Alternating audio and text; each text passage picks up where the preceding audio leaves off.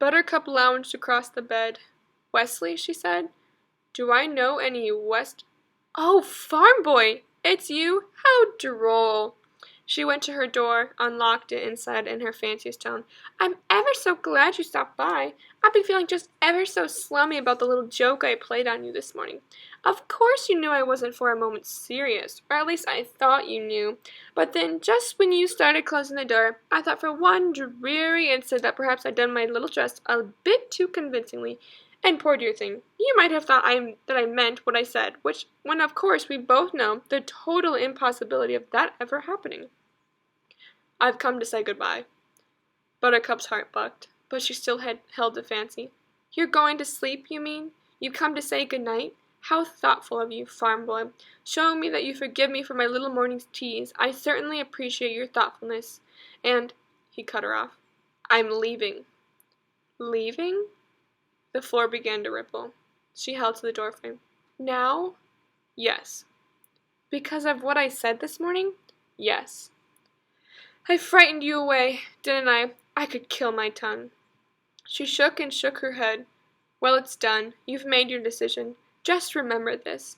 I won't take you back when she's done with you. I don't care if you beg." He just looked at her. Buttercup hurried on. "Just because you're beautiful and perfect, it's made you conceited. You think people can't get tired of you? Well, you're wrong. They can, and she will. Besides, you're too poor." "I'm going to America to seek my fortune." "A ship sails from London soon. There is great opportunity in America. I'm going to take advantage of it. I've been training myself. In my hovel, I've taught myself not to need sleep, a few hours only. I'll take a 10-hour-a-day job, and then I'll take another 10-hour-a-day job.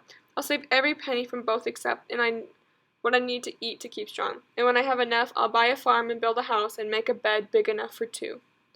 "You're just crazy if you think she's going to be happy in some run-down farmhouse in America. Not with what she spends on clothes." "Stop talking about the Countess! As a special favor, before you drive me mad." Buttercup looked at him. "Don't you understand anything that's going on?" Buttercup shook her head. Wesley shook his head. "You never have been the brightest, I guess." "Do you love me, Wesley? Is that it?" He couldn't believe it. "Do I love you? My God, if your love were a grain of sand, mine would be a universe of beaches.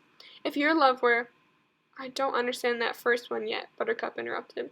She was starting to get very excited now. "Let me get this straight. Are you saying my love is the size of a grain of sand and yours is the other thing? Image just confused me so. Is this universal business of yours bigger than my sand? Help me, Wesley. I have the feeling we're on the verge of something just terribly important." "I have stayed these years in my hovel because of you. I have taught myself languages because of you. I have made my body strong because I thought you might be happy to have someone strong. I have lived my life with only the prayer that some sudden dawn you might glance in my direction. I have not known a moment in years when the sight of you did not send my heart careening against my ribcage. I have not known a night when your visage did not accompany me to sleep. There has not been a morning when you did not flutter behind my waking eyelids. Is any of this getting through to you, Buttercup, or do you want me to go on for a while?" "Never stop." "There has not been— If you're teasing me, Wesley, I'm just going to kill you." "How can you even dream I might be teasing?" "Well, you haven't once said you loved me." "That's all you need?" "Easy. I love you, okay? Want it louder? I love you. Spell it out, should I? I-L-O-V-E-Y-O-U. Want it backward? You love I. You are teasing now, aren't you?" "A little, maybe. I've been saying it so long to you, you just wouldn't listen. Every time you said, 'Farm Boy, do this,' you thought I was answering, 'As you wish.' But that's only because you were hearing wrong. I love you was what it was, but you never heard, and you never heard. I hear you now, and I promise you this. I will never love anyone else, only Wesley, until I die." He nodded, took a step away. "I'll send for you soon. Believe me." Would my Wesley ever lie? He took another step. "I'm late. I must go. I hate it, but I must. The ship sails soon, and London is far." "I understand." He reached out with his right hand. Buttercup found it very hard to breathe. "Goodbye."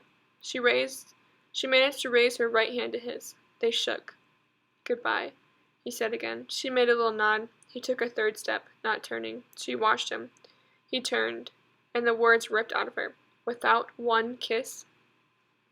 They fell into each other's arms. There have been 5 great kisses since 1642 BC, when Saul and Delilah swept across the Western civilization.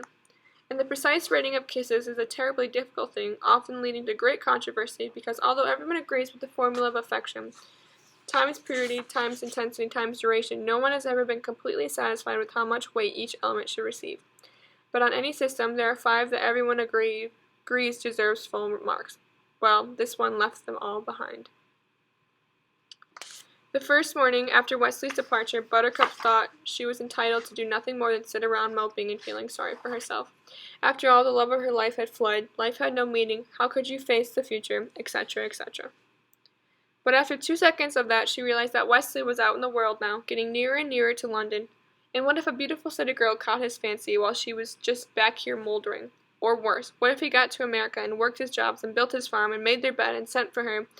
When she got there, he would look at her and say, I'm sending you back. The moping has destroyed your eyes. The self-pity has taken in your skin. You're a slobby-looking creature. I am marrying an Indian girl who lives in a teepee nearby and is always in the peak of condition. Buttercup ran to her bedroom mirror. Oh, Wesley, I must never disappoint you. And she hurried downstairs to where her parents were squabbling. I need your advice, she interrupted him. What can I do to improve my personal appearances? Start by bathing, her father said, and do something with your hair while you're at it. Unearth the territory between your ears. Neglect not your knees. That will do precisely for starters, said Buttercup. She shook her head. Gracious, but it isn't easy being tidy. Undaunted, she set to work. Every morning she woke, if possible by dawn, and got the farm chores finished immediately. There was much to be done now with Wesley gone, and more than that, ever since the Count had visited, everyone in the area had increased his milk order. So there was no time for self-improvement until well into the afternoon. But then she really set to work. First a good cold bath, then while her hair was drying, she would slave after fixing her figure faults, and exercise what remained of her baby fat, and brush her hair. Her hair was the color of autumn, and it had never been cut, so 1,000 strokes took time. But she didn't mind because Wesley had never seen it clean like this, and wouldn't he be surprised when she stepped off the boat in America? Her skin was the color of wintry cream, and she scrubbed every inch well past glistening. And that wasn't much fun, really, but wouldn't Wesley be pleased with how clean she was as she stepped off the boat in America? And very quickly now her potential began to be realized. From 20th, she jumped within 2 weeks to 15th, an unheard of change in such a time. But 3 weeks after that, she was already 9th and moving. The competition was tremendous now. But the day after that, she was 9th. A 3-page letter arrived from Wesley in London, and just reading it over put her up to 8th. That was really what was doing it for her more than anything. Her love for Wesley would not stop growing, and people were dazzled when she delivered milk in the morning. Some people were only able to gape at her, but many talked, and those that did found her warmer and gentler than she had ever been before. Even the village girls would nod and smile. Now and some of them would ask after Wesley, which was a mistake unless you happened to have a lot of spare time, because when someone asked Buttercup about how Wesley was, well, she told them. He was supreme as usual, he was spectacular, he was singularly fabulous. Oh, she could go on for hours. Sometimes it got a little tough for the listeners to maintain strict attention, but they did their best, since Buttercup loved him so completely. Which was why Wesley's death hit her the way it did. He had written to her just before he sailed for America. The Queen's Pride was his ship, and he loved her. Then there were no letters, but that was natural. He was at sea. Then she heard. She came home from delivering the milk, and her parents were wooded. Off the Carolina coast, her father whispered. Her mother whispered, without warning, at night. What? Pirates. Buttercup thought she'd better sit down. Quiet in the room. He's been taken prisoner, then? Her mother made a no. It was Roberts, the dread pirate Roberts. Oh, the one who never leaves survivors? Yes. Quiet in the room. Suddenly, Buttercup was talking very fast. Was he stabbed? Did he drown? Did they cut his throat in his sleep? Did they wake him? Do you suppose? Perhaps they whipped him dead. She stood up then. I'm getting silly. Forgive me. She shook her head, as if the way they got him mattered. Excuse me, please. With that, she hurried to her room. She stayed there many days. At first her parents tried to lure her, but she would not have it. They took to leaving food outside her room, and she took bits and shreds enough to stay alive. There was never noise inside, no wailing, no bitter sounds. and when she at last came out, her eyes were dry. Her parents stared up from their silent breakfast at her. They both started to rise, but she put a hand out, stopped them. I can care for myself, please. And she set about getting some food. They watched her closely. In point of fact, she had never looked as well. She had entered her room as just an impossibly lovely girl. The woman who emerged was a trifle thinner, a great deal wiser, an ocean sadder. This one understood the nature of pain, and beneath the glory of her features there was character and a sure knowledge of suffering. She was 18. She was the most beautiful woman in 100 years. She didn't seem to care. You're all right? Her mother asked. Buttercup sipped her cocoa. Fine. You're sure? Her father wondered. Yes, Buttercup replied.